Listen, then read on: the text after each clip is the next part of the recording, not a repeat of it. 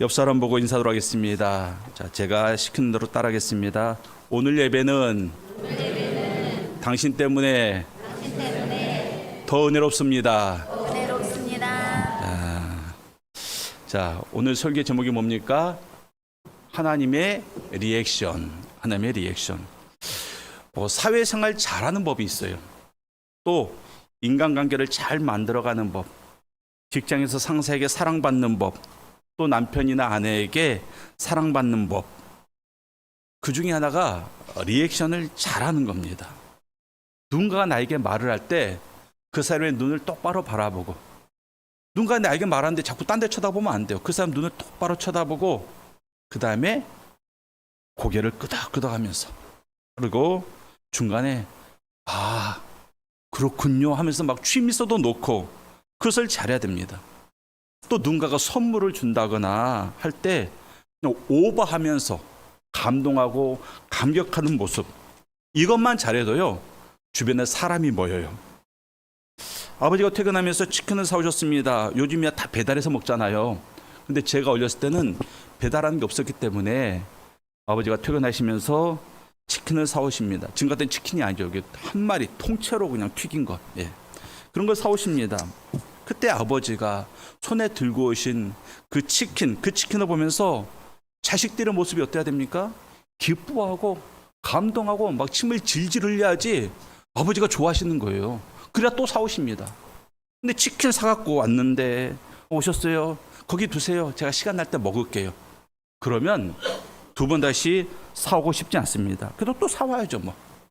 이처럼 리액션은 큰 노력이 필요 없어요. 그죠? 입과 표정과 제스처만 있으면 우리 모두가 충분히 할 수 있습니다. 저도 이게 약해요. 저도 이게 약해가지고 사실 결혼 전에만 해도 제 별명이 교회 안에서 무서운 선생님, 무서운 오빠였어요. 무서운 전도사님이었습니다. 그런데 이제 제가 결혼하고 나서 아내에게 많이 교육을 받았습니다. 리액션을 잘해야 된다. 그래서 많이 교육을 받았습니다. 그래서 지금 제가 좀 좋아진 거예요. 좀 좋아진 겁니다. 우리 성도들은 특별히 이 리액션을 잘해야 되는데, 왜냐하면 우리 아버지 하나님이 이 리액션의 대가예요. 대가. 오늘 본문이 바로 그러한 하나님의 모습을 보여주고 있습니다. 8절 말씀 보면 이에 땅이 진동하고 떨며 하늘의 기초가 요동하고 흔들렸으니, 자, 땅과 하늘이 흔들렸다, 진동한다. 이것은 지진이 났구나, 어떤 자연현상이구나, 이것을 말하는 게 아닙니다. 하나님께서 움직였다, 그것을 말하는 거예요. 하나님께서 땅을 움직이고 하늘을 움직이셨습니다. 그럼 도대체 무엇이 하나님으로 하여금 땅과 하늘을 움직이게 만들었는가? 우리가 지난주에 살펴봤던 내용 가운데 그 이유가 있습니다. 자, 지난주에 배웠던 것 잠시 복습합니다. 자, 지난주에 모든 문제 해결 방법 해가지고 첫 번째, 하나님을 똑바로 바라봐라 그랬습니다. 하늘을 똑바로 바라봐라. 두 번째, 내 삶의 상황을 그대로 직시해라. 부정하지 말고 인정해라. 세 번째가 뭐였습니까? 나의 그 상황과 하나님을 뭐하라? 연결하라 그랬죠. 연결하라. 공부할 때는 기도로 연결하고, 형통할 때는 무엇으로 연결하고? 찬양으로 연결하고. 그처럼 내 삶과 하나님을 연결하면 그 안에서 모든 문제가 해결이 된다 그랬습니다. 그래서 다윗이 자신의 상황과 하나님을 기도로 연결하는 그 내용이 바로 우리가 지난 주일에 배웠던 그 본문의 마지막 절이 바로 그 내용입니다. 그 마지막 절 22장 7절을 한번 읽도록 하겠습니다. 사무엘하 22장 7절 말씀에 내가 환난 중에서 여호와께 아뢰며, 자, 다 같이 읽겠습니다. 시작. 내가 환난 중에서 여호와께 아뢰며 나의 하나님께 아뢰었더니 그가 그의 성전에서 내 소리를 들으시며 나의 부르짖음이 그의 귀에 들렸도다. 이 기도, 다윗의 이 기도 때문에 지금 하나님께서 뭐 하고 있다고요? 땅과 하늘을 움직이고 있는 거예요. 나의 하나님께 아뢰었더니 그가 내 소리를 들으셨고 나의 부르짖음이 그의 귀에 들렸도다. 내 기도가 하나님의 귀에 들렸더니 그 다음에 반응이 뭐라고요? 땅과 하늘이 진동하더라는 것입니다. 하나님께서 우리의 기도를 그냥 듣지 않아요. 땅과 하늘을 진동시키시면서 들으십니다. 이러한 격렬한 반응은 그만큼 하나님께서 다윗의 기도를 중요하게 여기고 있구나라는 것을 우리에게 보여주고 있습니다. 지금 다윗이 환난당하고 있습니다. 그러니까 다윗이 하나님께 살려주세요, 도와주세요 이렇게 기도했더니 하나님께서 그냥 도와줄게가 아니라 어마어마한 능력을 보여주시면서 하늘과 땅을 진동시키시면서 그 다윗의 요청에 반응을 하고 있는 겁니다. 우리 하나님은 살아계신 하나님입니다. 그래서 우리가 진심으로 부르짖을 때 하늘을 흔들고 땅을 흔들면서 우리를 위해서 일어나십니다. 필요하시면 하나님은 온 우주 만물을 흔들어서, 해와 달뿐만이 아니라 온 우주 만물을 흔들어서 우리를 도우시는 분이다. 그분이 바로 우리 하나님이고 우리의 아버지가 되십니다. 그러니까 그 하나님 앞에서 절대 침묵해서는 안 되는 거죠. 인간관계에서는 침묵이 금이다, 맞습니다. 되도록 말 안 하는 게 좋아요, 사랑관계에서는. 그러나 하나님 앞에서는 침묵해서는 안 됩니다.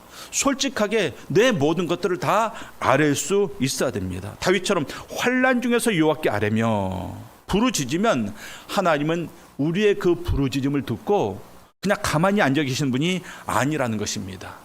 반드시 하나님께서 우리의 부르짖음을 들으십니다. 그리고 어떤 모습으로든 반응을 하십니다. 본문 8절에서 하늘과 땅을 흔드시는 그 하나님, 다윗의 기도를 듣고 나서 하늘과 땅을 흔드셨어요. 그 다음에 뭐 하십니까? 땅으로 내려오십니다.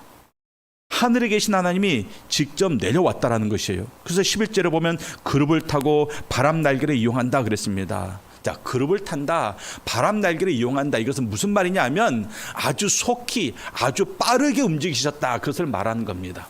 하나님께서 여유 있게 천천히 오시는 게 아니라 우리가 기도하자마자 아주 속히 땅에 내려오신다라는 것입니다. 지금 하나님은 다윗의 기도에 아주 속히 빠르게 응답하십니다. 아이를 키울 때 갓난아이가 울지 않습니까? 그러면 엄마가 걸어가지 않아요. 갓난아이가 울면요, 엄마가 다른 일을 보다가도 그냥 쏜사같이 뛰어갑니다. 막 뛰어갑니다. 왜? 엄마니까. 다른 이유 없어요. 엄마니까 그러는 거예요. 이처럼 하나님도 자녀의 기도에 천천히 반응하는 분이 아니라는 것입니다. 속히 오십니다. 어떻게 해요? 그룹 천사를 타시고 또 바람 날개도 타시면서 빠르게 내려오십니다. 그것이 바로 우리를 향한 하나님의 마음입니다. 하나님은 멀리서 지켜보시는 분이 아닙니다. 우리의 삶 가운데 직접 내려오세요. 직접 오십니다. 그래서 하나님께서 우리의 삶 가운데 직접 오셔서 함께 거하는 것을 우리가 우리 교회 용어로, 성경적인 용어로, 여러분들이 잘 알고 있는 용어로 이렇게 말합니다. 임마누엘. 임마누엘, 우리와 함께 하시는 하나님. 우리가 잘 알고 있는 임마누엘과 관련된 성경 구절이 있어요. 그 구절이 이사야 7장 14절입니다. 이사야 7장 14절 말씀. 이 말씀이 성탄절과도 관계가 있거든요. 그렇기 때문에 우리가 한번 함께 읽도록 하겠습니다. 이사야 7장 14절 말씀. 자, 방송실에서 열심히 지금 말씀을 찾고 있습니다. 조금만 기다리시면 돼요. 저도 지금 제가 읽고 싶지만 참고 있습니다. 자, 보라 처녀가 잉태하여, 이거 읽고 싶지만 저도 참고 있습니다. 빨리 띄워주세요. 이사야 7장 14절 말씀. 안 되겠습니다. 제가 읽겠습니다. 보라 처녀가 잉태하여 아들을 낳을 것이요 그의 이름을 임마누엘이라 하리라. 따라하겠습니다. 그의 이름을 임마누엘이라 하리라. 여기서 말하는 그가 누굽니까? 예수님을 말하는 거예요.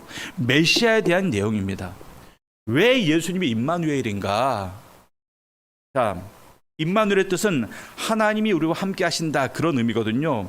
처음에는 우리 인간은 하나님과 함께 살도록, 함께 거하도록 만들어졌습니다. 그래서 에덴 동산에서 하나님과 아담과 하와가 함께 거닐었습니다. 그런데 인간이 범죄했죠.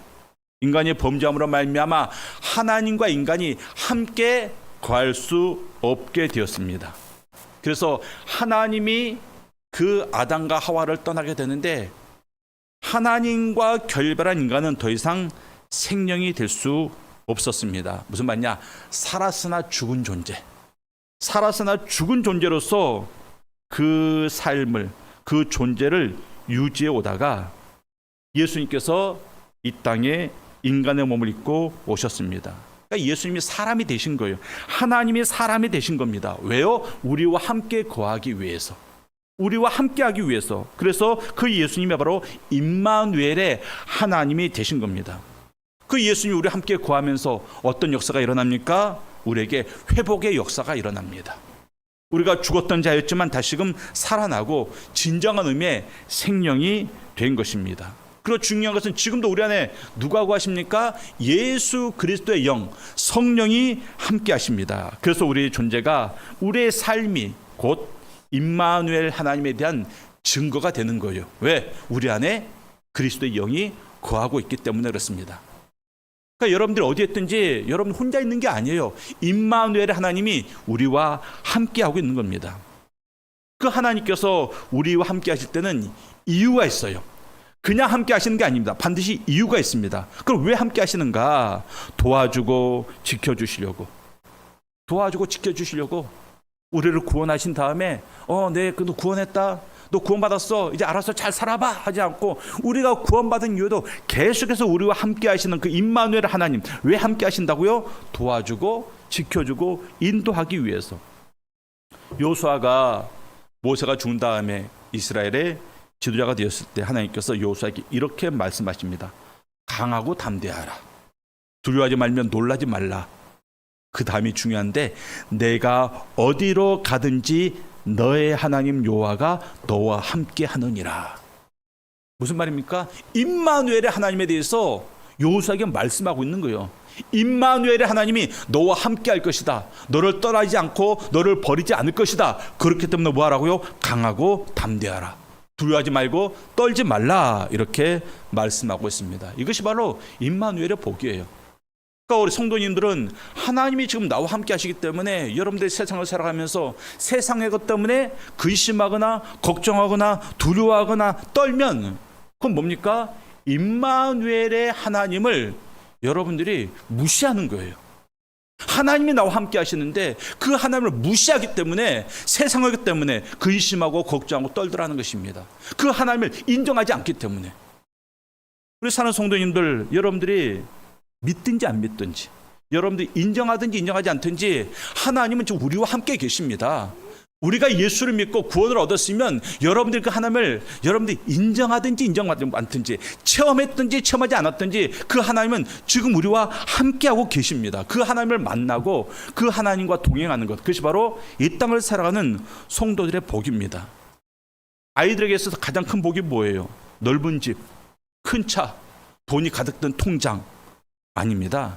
아이에게 있어서 가장 큰 복은 뭡니까? 부모가 함께하는 거예요. 부모가 함께하는 거. 왜? 그 부모 안에서 모든 것들이 충족되기 때문에 그래요. 또 부모는 그 어린 자녀를 떠나지 않고 24시간 함께합니다. 보호하고 먹이고 돌보고 지키고, 또 하나 그 아이로부터 기쁨을 누리기 위해서 그래요. 제가 알고 있는 어떤 자매가 좀 나이를 많이 먹어서 결혼을 했습니다. 아이를 낳았는데 이제 아이가 서기 전에는 배로 기다가 그 다음에 이렇게 두 손과 무릎으로 이렇게 막 기어다니기 시작합니다. 이 자매가 누워 있으면 아이가 귀여운데요. 귀여워가지고 엄마의 머리와 얼굴에 그냥 침을 질질 흘리면서 그 엄마의 얼굴을 핥는데요. 그러면 이 자매가 머리카락이 침범벅이 돼요. 그런데 그 자매가 이렇게 고백합니다. 그때 그렇게 행복하더래요. 그때 그 아이가 침을 얼굴에 질질 흘리면서 뭐 범벅을 하는데 그 모습이 너무나도 행복하더래요. 부모는 그렇습니다. 자녀가 함께하는 것만으로도 그렇게 행복합니다. 그것이 기쁨입니다. 우리 하나님은 그래요. 하나님은 우리와 함께하는 것, 그것만으로도 하나님은 기뻐하십니다. 그러니까 임마누엘의 하나님은 우리와 함께 하시면서 우리를 지키고 돌보고 우리를 인도하시고 복도 주시지만 무엇 때문에 함께 하신다고요? 우리와 함께하면 너무나도 기쁘시기 때문에 그래요. 그 하나님을 우리가 또한 인정하고 그 하나님을 우리가 발견하고 그 하나님을 맛보아 누릴 수 있어야 됩니다. 언제까지? 평생토록. 성경에는 우리에게 분명하게 약속하고 있습니다. 마태복음에 보면 볼지어다 내가 세상 끝날까지 너희와 항상 함께 있으리라. 내가 세상 끝날까지 너희에게 임마누엘의 하나님이 되리라. 이것을 하나님께서 우리에게 약속하고 있습니다. 자, 오늘 본문 말씀에서 지금 이제 하나님께서 다윗의 기도를 들으시고 내려오십니다. 임마누엘의 하나님으로 등장하고 있습니다. 그래서 뭐 하십니까? 싸워주세요. 14절과 15절 말씀을 한번 교독하도록 하겠습니다. 제가 14절을 읽겠습니다. 여호와께서 하늘에서 우레 소리를 내시며 지존하신 자가 음성을 내시며 화살을 날려 그들을 흩으시며 번개로 무찌르셨도다. 자, 이 내용은 지금 하나님께서 싸우는 내용이에요. 싸우는 내용. 하나님은 우레와 번개를 무기로 사용하십니다. 다윗의 원수들은 무엇을 사용합니까? 칼과 창. 근데 하나님은 온 천지 만물을 무기로 사용하고 있습니다. 우리 성도님들, 칼 든 사람하고 막대기 든 사람하고 싸우면 누가 이깁니까? 칼 든 사람이 이기죠. 칼 든 사람하고 총 든 사람하고 싸우면 누가 이길까요? 총 든 사람이 이기죠. 자, 그러면 칼과 창을 든 사람과 우레와 번개를 사용하신 하나님과 싸우면 누가 이길까요? 하나님이 이기죠. 하나님이 이기죠. 이렇게 대답들을 잘 하시는지 100점입니다. 하나님이 이깁니다. 그러니까 하나님이 싸우시는 싸움은 질래야 질 수 없는 싸움이에요. 질래야 질 수 없는 싸움. 반드시 이기는 싸움입니다. 그 싸움을 하나님께서 다윗을 위해서 지금 싸우고 있는 거예요. 질래야 질 수 없는, 반드시 이길 수밖에 없는 그 싸움을 하나님께서 다윗을 위해서 대신 싸워주고 있는 겁니다. 그리고 이 본문의 교훈은 오늘날 우리에게도 동일하게 적용이 됩니다. 우리가 환난 가운데서 하나님께 부르짖을 때, 우리의 모든 삶의 상황을 하나님께 기도로 연결할 때 천지를 진동시키시는 그 하나님께서 우리에게 나타나셔서 우리를 위해서 싸워주시는데, 그때는 이제 내 싸움이 아닌 거예요. 하나님의 싸움이 되는 겁니다. 내가 싸우면 지는데 하나님이 우리의 싸움을 가져가셨어요. 왜? 하나님과 내 상황이 연결되었기 때문에. 그래서 이제 하나님이 대신 싸워주는데 반드시 승리하는 그러한 싸움을 싸우십니다. 우리에게는 이러한 놀라운 하나님이 계십니다. 우리의 부르짖음을 들으시고 우리를 위해서 하늘에서 내려오시고, 그래서 우리와 함께 구하시고, 그리고 우리를 대신해서 싸워주시고 우리를 구원하시는 그 하나님. 그렇기 때문에 우리가 처한 상황이 아무리 절망적일지라도 우리는 결코 낙심하지 않습니다. 왜? 그 하나님이 지금도 나와 함께하기 때문에 그렇습니다. 17절 말씀을 보겠습니다. 17절 말씀. 그가 위에서 손을 내미사 나를 붙드시며 많은 물에서 나를 건져내셨도다. 자, 앞에 읽은 장에서는 하나님의 장엄한 모습을 보여주고 있는데, 지금 이제 17절 이후로는 이러한 표현이 자주 나와요. 나를, 나의.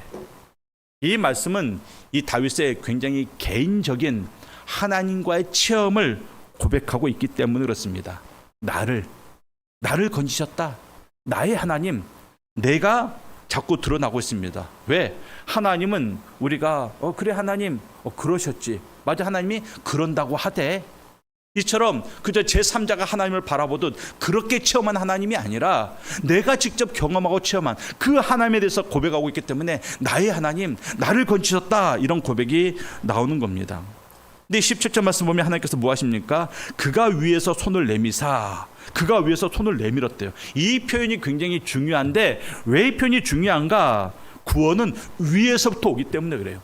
하나님의 구원은 위에서부터 옵니다.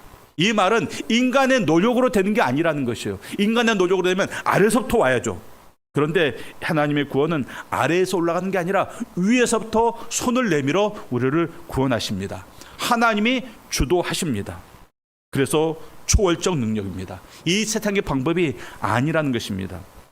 또 17절 말씀 보면 많은 물에서 나를 건지셨다. 그래서 많은 물에서, 많은 물, 여기서 많은 물이라 표현은 다윗이 처한 그러한 심각한 위기의 상황을 말합니다. 자, 물은 성경에서 혼돈, 죽음, 통제할 수 없는 상황들을 의미합니다. 여러분들, 불은 통제가 가능해요. 불은 통제가 가능합니다. 제가 어렸을 때 형들 따라가지고 그 집 뒤에 뒷산에 올라갔다가 남의 무덤에 근데 산에 무덤이 참 많았어요. 왜냐면 무덤에 뭐 불을 낸 적이 있습니다. 불을 이렇게 냈는데 바람이 휙 부니까 불이 갑자기 확 번지더라고요. 그래서 저는 이제 올려가지고 어떻게 할지 모르는데 형들이 와가지고 옷 벗어줘 다 불 껐습니다. 불 껐습니다. 여러분 지금도 불 나면 소방차도 있고요. 또 산불 진압 헬기도 있고 통제가 가능합니다. 그런데 물난리는 통제가 안 돼요. 홍수는 통제가 안 됩니다. 그냥 그대로 당하고 있어야 됩니다. 이게 바로 물입니다. 자, 많은 물에서 지금 다윗의 상황이 어떻다고요? 통제할 수 없는 그런 어려운 위기의 상황 가운데 다윗이 있습니다. 그때 하나님께서 위에서부터 손을 내밀어 건져내셨다, 구원하셨다 말씀하고 있습니다. 많은 물, 이것은 그만큼 다윗의 원수들이 많다라는 것이에요. 18절에 나를 강한 원수와 미워하는 자에게서 건지셨으며 그들은 나보다 강했기 때문이로다. 그들은 복수로 말하고 있지 않습니까? 다윗의 원수가 너무나도 많았습니다. 그들의 특징이 뭡니까? 강했습니다. 다윗보다 강했대요. 왜? 다윗이 이때는 나이가 많았거든요. 두 번째, 다윗을 미워했습니다. 적개심이 가득했습니다. 그리고 여럿이었습니다. 다윗이 사울 왕으로부터 쫓김을 당했죠. 또 블레셋 군대와 계속해서 전쟁하는 삶을 살았습니다. 나중에는 아들 압살롬의 반역을 겪었습니다. 많은 원수들이 있었습니다. 다윗의 인생 가운데. 근데 인간적으로 어떻게 할 수 없는 그런 상황이에요. 왜 인간적으로 어떻게 할 수 없는 상황이냐? 자, 사울 왕은 다윗의 장인이에요. 장인. 또 압살롬은 다윗의 아들입니다. 장인과 아들과 칼을 들고 맞서 싸울 수 없는 겁니다.